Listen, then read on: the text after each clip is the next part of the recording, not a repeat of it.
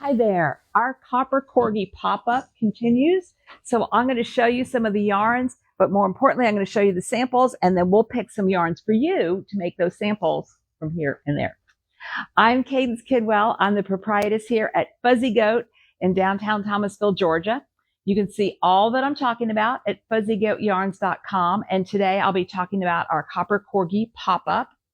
And of course, I'll talk about what I'm wearing, which is out of Copper Corgi. Next week, we have some different hours on Tuesday and Wednesday. So that will only matter if you're coming to visit. Online will still be the same. But I believe it's the 17th and the 18th. If you've ever wondered where we get all our great ideas, how to do these Facebook Lives, our Black Goat Friday, how we know so many other great shop owners, how we pull off our customer service, we've had our great team together for over almost 4 years. It's because we have a retail coach. I love having somebody to inspire me, challenge me, and cheerlead us. And as I was writing that out, I was like, oh, I hope that's what we do for you, because that's exactly what we want to do for you, is inspire, challenge, and cheerlead you.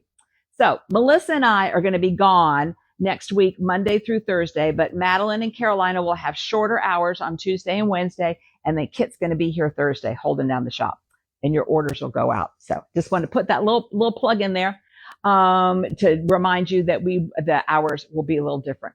But let's get to the yarn. Okay, so what I'm wearing is Westbourne. This is Isabel Kramer pattern, and Melissa also made it, also in Copper Corgi, different color. So Melissa's is a little shorter. Believe it or not, I finished mine before Melissa, and she saw that mine was this long, and she didn't want hers that long. I'm not sure I would have made mine that long, but I was doing it while I was on vacation, and I didn't bring try-on tubing, and I didn't stop I was just in a mood and just kept on going. But I'm super excited about it anyway. But they're both Westbourne, and Isabel Kramer just makes really wearable patterns. I just love her patterns. She's a big fan of stripes, skinny stripes. I love skinny stripes. So this is Westbourne, and we have a lot of Copper Corgi Savannah sock right now. So let's come over here and look at some combos that maybe we could put together for Westbourne. So Sarah said when she was here, and if you haven't seen our video, our last video of our interview when Sarah DeRue of Copper Corgi was here, go back and watch it because it was really fascinating. And she said that these two colors were her most popular. I had no idea. We've been ordering and selling peacock for quite some time, and I love this dark green cashmere. So you could put those two together for Westbourne. It would be a bit more subtle. In fact, I'll skip ahead a little bit and show you what it looks like when you put those two together. Oops, thing got caught on my pattern got caught on the display. Oh, there we go. This is Waiting for Rain, and we have all the pattern links up. And so this shows you what these two colors would look like put together. Hey, Kara. Hi, Nina. Thanks for tuning in. And so this is a really fun pattern, short rows. You have lace, short rows in your lace, which I had not done before I had done this pattern, but it was really a lot of fun to do that. Okay, so those are two colors, but let's say you want something more dramatic. You could do cashmere and 4 sticks. That would be really pretty. You could do those two combinations for this, but you could also do it for Waiting for Rain. What else we got up here? Let's see. Oh, Rosabilly. Oh, these are some of my favorites right here. Rosabilly. I wish I had more hands. Said every knitter. This is Rosabilly, and this is Oh, Doe is Me. Both of these are our custom colors from Sarah. Yep. Let's see. Somebody was worried. Let me come back here. Hi, Mary. Okay. About starting a fitted project. So one of the things is this has a looser fit. So that is always a good thing to go with when you're starting a garment, is one that you don't have to worry so much about it fitting exactly. but these two together would be great. You could also put these two together, and I'm skipping ahead. We are getting kits. Oops, this is a little cattywampus on the hanger here. We're getting kits again because this was really popular when we showed this off last week for our Wonder Woman shawl made in copper corgi. And so you could do it. Sarah's going to be dyeing up some colors like this, or you could do something a little bit more subtle, but still kind of feeling like Wonder Woman with Rosabilly and Odo is me. There's also a crocheted version of the Wonder Woman shawl as well. And what other combos can we put together here? We could do, let's see, maybe these two go together. I'm not sure. Yeah, maybe. This is Billie Jean, another one of our custom colors. And this one here is Trembling Earth. What I'm wearing here is Trembling Earth. Yes, I really like that kind of gold color. Let's get this where we can get more. All right. And so you can see we have a lot of different colors right now. We have one left of this tangerine, which would look stunning with Trembling Earth. It would also be really great on its own. So let me show you if you don't want to make a whole shawl. You could do this one here. This is Zini. This one is challenging. I'm going to tell you, this is one of the few patterns I've knit twice, and I loved doing it. I have, and this particular yarn of copper corgi may push the envelope just a little bit further than it should be in terms of a highly variegated and a highly detailed pattern, but I still loved doing it. And so we have the link to that online.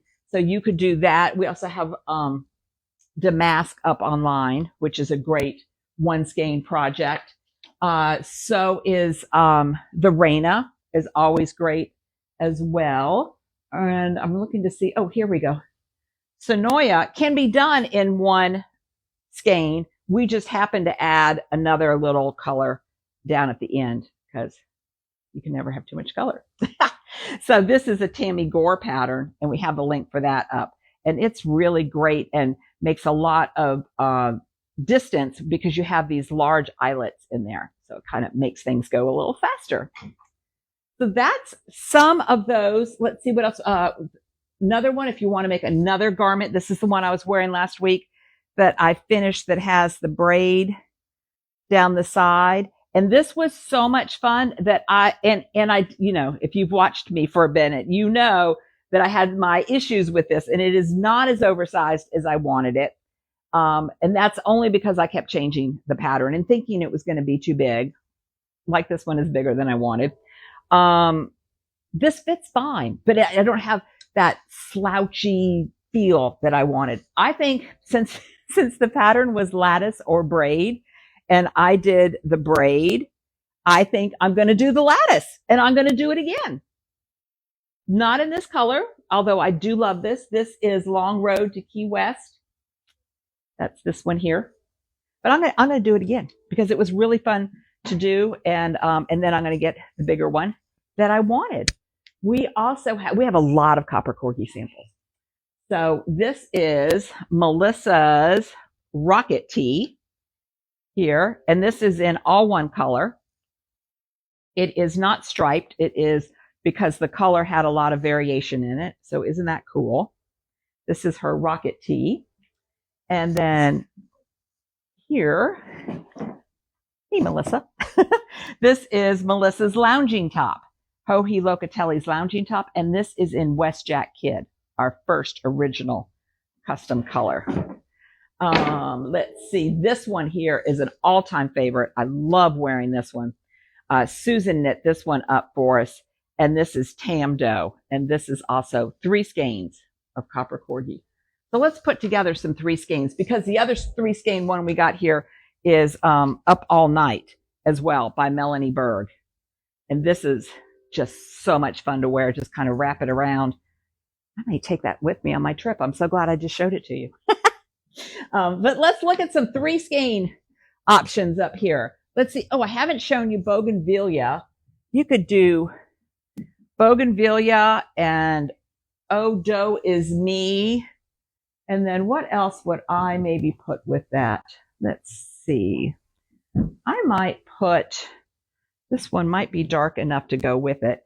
This is Crush MS 2022. So I would maybe put those three together. I would also, if I wanted a more bluish version, I could do Westjack Kid, and I could do Peacock. And let's see how Billie Jean works with it. Billie Jean might be too close to Peacock, but we could do Everglades. I mean, not Everglades, Long Road to Key West, which kind of goes through the Everglades. Or you could do the cashmere in there. That would be really pretty in this pattern, which is Up All Night, or this one, which is Tamdo. And I got one more 3-skeiner here to show you, which is Ashbrook, which is also Tammy Gore's. Isn't that pretty with the lace and all that? Elaine knit that one up for us. Very dramatic. So that's just some of the Copper Corgi suggestions that we have. We have tons listed there. But let's turn just a little bit here because we have some other Copper Corgi. We have the Glitzy. Ooh, okay. The Glitzy has just this little bit of sparkle, and you could do every one of those patterns with this because the Glitzy doesn't take over the yarn. You can see I got to get kind of close, and the light's got to hit it just right. It also, though I will say, it is not as soft as the Savannah sock without the Glitzy. I'm not going to mislead you. It is still plenty soft. Sometimes I've felt a Glitzy and it has felt itchy and a little prickly, and this is not that. And I have super sensitive skin. So the Glitzy, the one I have on my neck right here, is also Long Road to Key West. So just really fun for a 1-skein cowl for the holidays. I love this tangerine. But if you want to go a little more subtle, this is Crush MS 23. And this one is highly variegated, and it's Into the Woods. Madeline was even making a pair of socks out of Glitzy. So it's really not prickly at all. So just wanted to tell you about the Glitzy. Then what's the other one? And all the same patterns, the Shoreline Silk. That's been one of the big hits from the whole pop-up. This Shoreline Silk is 450 yards, and it's 100% silk. And you can see it's kind of that raw silk. It's not a slippery silk. And it feels so cool on the hand and so cool to wear. And last week, the darling Sarah was wearing her rocket tee, which is striped. And so I think she used just 1 skein of each for her size. Yeah. So we have the link up for this pattern. So you can see that you can use lots of different fingering weight yarns for the rocket tee. And we have some colors still left. Linda, I believe, trying to remember her name. I think Linda just bought these two together to make the rocket tee, which is just going to be delightful. And that's Low Tide and Dune Daisy. Then you can also do the whole thing in my favorite, Trembling Earth. In fact, we've got a crochet version in Trembling Earth, a crochet sample. Here I can show you. This crochet is the water clover top. Isn't that so cute? And it's made in Trembling Earth. You could make it this long as, for a tunic.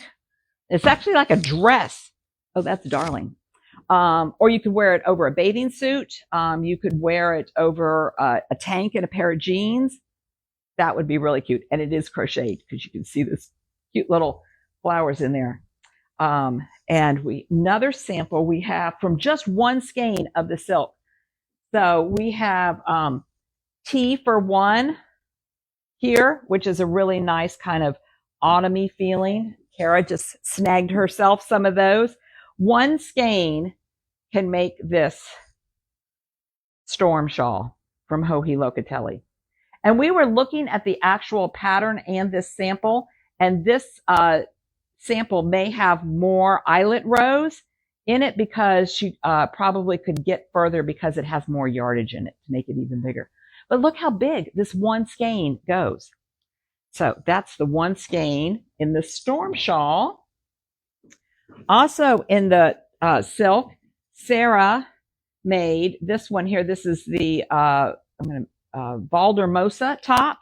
She wore this last year, and I'm going to get closer so you can see this detail in here. And Melissa immediately cast one on for herself. And it's great because it's not like that on the back. So do that detail on the front and not do it on the back. And so that's also out of the Shoreline silk. But you could also use the Savannah sock for that too. And we have some of, and I've messed myself all up over here. We do have some of the sport in, let's see, where did I put my sport? We have, here we go. We have these two in the sport right now. And I'm looking over in our regular stock. I've got some more over there too. So when you tune in and go over to the yarn page, you'll see those other colors. This one is Long Road to Key West, and this is Rosabili. Oh, that's what Kara's going to do. She's going to do the Valdermosa. Fabulous. Oh, yeah, I just pulled your order before I went on. So I'm going to show you how my Rosabili is working out in sport right now. Well, in just a minute. So you could do the Halo pullover, which is what I'm making right now in the sport. Susan knit up this February beanie in our WestJack Kid, which we also have in stock over there. Has a nice brim on it that you can fold up or knot and leave it more slouchy. I actually took this with me on my trip to Maine last fall. It was just the perfect amount of hat that you needed. And we hadn't had sport in a while because it was harder to find patterns, but we're starting to find more and more of them. So we're carrying more sport. So before I show you how mine's working up, I also wanted to tell you that we do have the spinning fiber, and I did put it up online. So I'll confess, I have no idea what to do with this, but many of you do.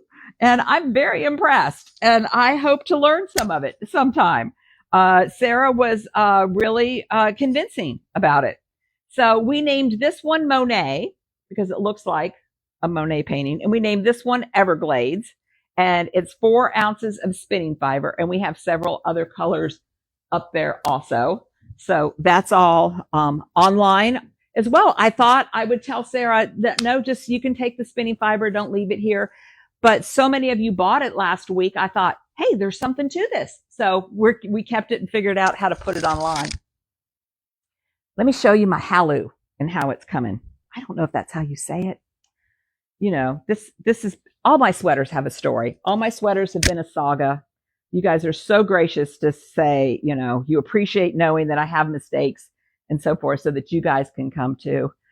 Amy, yes, you shall come. Shall I come to the shop? Is that a question? No. If you have the option to come, absolutely come to the shop. That should not be a question. So here's my Halu. I haven't blocked it yet so that you to see the lace, but I'm really enjoying it. It's the rare top down that has a V-neck, and that was a really fun construction.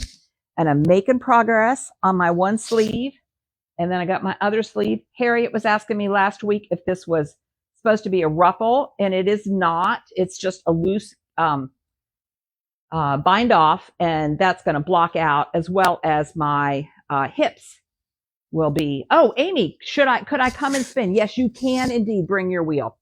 So my hips will obviously pull this out, right? Because as I hold this up, this is much narrower than my hips actually are. So that'll work out. But you know, here's something I really wanted to show you. I have never alternated skeins of a hand-dyed yarn all the way through a pattern. I have done, let me grab my, this here. What I often do, and even for this one here, this was easy because when it was time to change a skein, it was just in between stripes. So I wasn't so worried about that. And then everything else was done just with one skein at a time. With, oh wait, now I had this one in my hand for a reason. This one, I did alternate because the stripes are so thin that you might notice and I alternated up in here some, not all the way, but just when I started to get towards the end of a ball, I would then kind of fade to 2 rows in one row in another, 2 rows in one, and just kind of alternate until I faded it in. This is the first time. Hey, Jenny. Jenny's watching. Jenny makes our beautiful bags. Jenny, I just got the most amazing post. I'm going to have to share it with everybody. Somebody took their Billy bag on a sailboat cruise in Camden, Maine, and took a picture of it. I'm so jealous of that bag. Here is, this time I'm alternating every row. I've never done that before. It seemed, I always thought that's too much work. I'm not going to do that. I did not alternate up in here because I thought the lace was going to break it up. But as soon as I started to get into the body of it, and I'm going to show you what it looks like on the inside. It's a real friend. They'll show you the inside of their work, right? Here is the inside, and this is happening on the back, which is where the beginning of my round is. So that every round I come around and I just swap yarns, and I kind of twist it as I do that so that I don't have a gap. And I'm even doing it on the sleeve because I thought, well, once I did it on the body, I want the same effect on the sleeve. And I'm really happy with the way, when you have a highly variegated yarn, you don't want all the color to show up all in one place. I'm going to pick up my braid, and I'm going to show you where I did not do that. I'm fine. I'm going to live with it, but I know some of you would not be fine. And had I done what I'm doing with this sweater, with this one, I would not have that lighter spot there, kind of a nebula, or this one here, because that would have been alternated. So like this kind of shows up in the skein, and you never really know until you get going. It would show up in the skein, like, where all that light blue might be, and the way my gauge and the circumference of the sweater and so forth and what I was wearing, it tended to show up in the same spot each time, row after row. So the way around that, and I've always known this, and I always thought that's too much work, is to alternate skeins all the way through. And I'm here to tell you it was not that much work. Part of what makes it super easy for me is using an O-snap bag. This is the LYS O-snap bag, but we just got our custom ones in last week, and we got a lot. So we have a lot for now. See, I've got my 2 balls in there, and they each have their own lane. So they're snapped in their own lane. So they're not getting all tangled up and all of that. Maybe every now and again I have to untangle here, but that just depends. If I was more conscious of how I twisted it when I came back around each time, it would be fine. So that was my little lesson for the day that I wanted to share, is that alternating skeins all the way through isn't as big a deal as I thought it would be. I'm only going to need one more skein to do the sleeve. So if I'm going to continue my approach, that does mean for my sleeve, and I know this sounds a little cuckoo, I'm going to need to divide it into 2 balls so that I can alternate them, because I could just do the sleeve in 1 ball. But that's what I'm going to do today. So I will have my travel knitting ready to go. And that's the show and all the things I have to show for you. We are thrilled to put together other palettes. If you want to say, no, I don't really like what you showed, but could you show another one? And we're also happy to choose from our other stock. I'm all about putting different dyers, different fibers together. Usually the same weight, we'll put those together. So just text us at 229-236-GOAT, and we really appreciate you supporting and watching us. Thank you. Go have a fabulous day.